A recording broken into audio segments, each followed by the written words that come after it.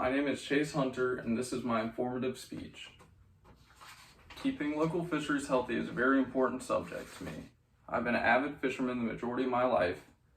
I believe that being able to fish is not something that we should be entitled to.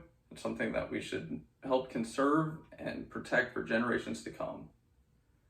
There are many ways to help protect our local fisheries, including catch and release fishing, following local regulations and federal regulations, and using proper tools and equipment to keep our fish alive. Catch and release fishing is the most simple way to keep our fish alive. Catch and release fishing improves native fish populations by allowing more fish to survive and reproduce in our ecosystems.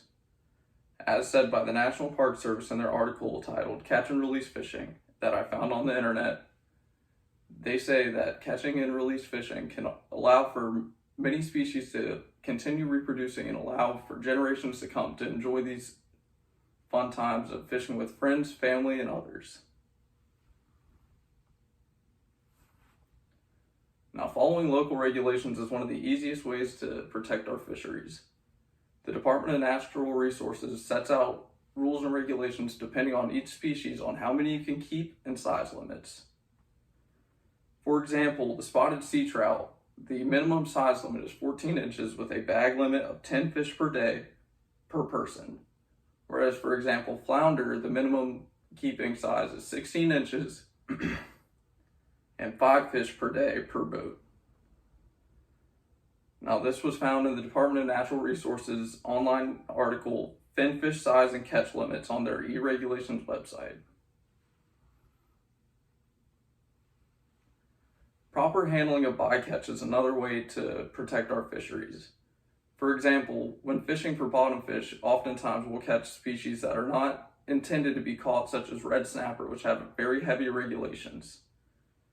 Red snapper are susceptible to barotrauma, which is when their air bladder comes out of their body when being brought up from deep depths. This can harm the fish or cause them to get eaten by predators. One way to prevent this is venting tools, which are used to pop this air bladder and allow them to swim back down, or also using descending devices, which bring them back down to their desired depths. Also, when handling freshwater trout, many people ask that you use a plastic net rather than a cloth net because it can tear up their scales and harm them very badly.